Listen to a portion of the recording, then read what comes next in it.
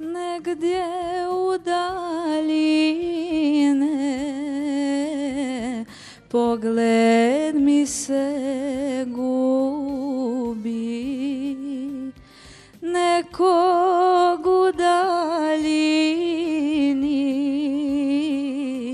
moje srce ljubi.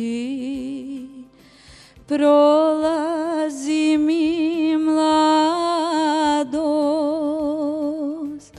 i u čežnji vrijeme, daleko si dragi, daleko od mene. Prolazi mi mladost i u čežnji vene, daleko si dragi, daleko od mene.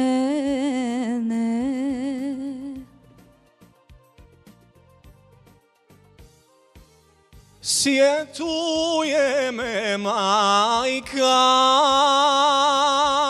i brine se za me,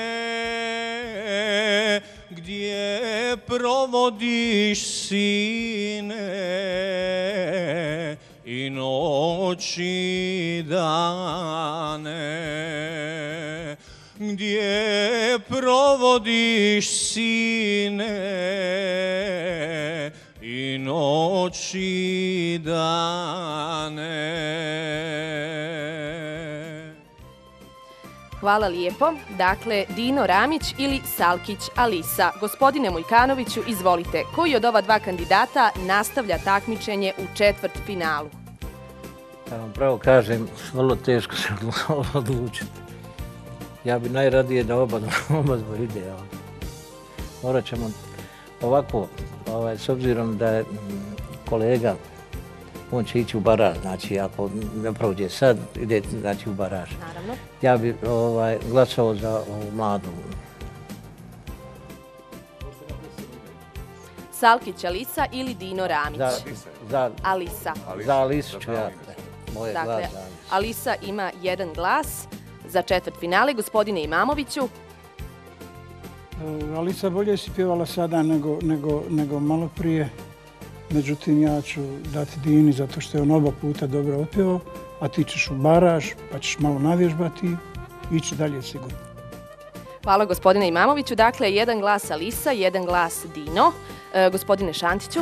Pa evo, ja ću biti vrlo kratak, obzirom da oba dvoje prolaze, jel tako? Ja dajem glas Alisi. Hvala gospodine Šantiću. Dakle, Alisa ima 2 glasa, Dino 1. Gospođo Berak, izvolite.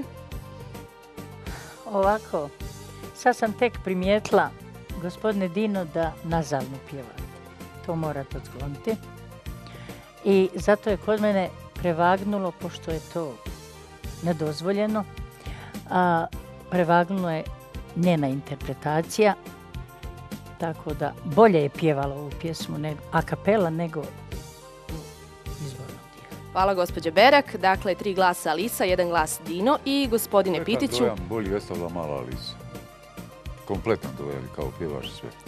Dakle, to znači da i vi glasate za Alisu. Čestitam Alisa, ti si se plasirala direktno u četvrtfinale. Ja vas molim da mi vratite mikrofon. Dino Ramić, za tebe nije završeno takmičenje. Plasirao si se u baraž, tako da izvoli stati tamo. Alisa, izvoli ovdje. Samo vas molim da se malo pomaknete. Hvala lijepo.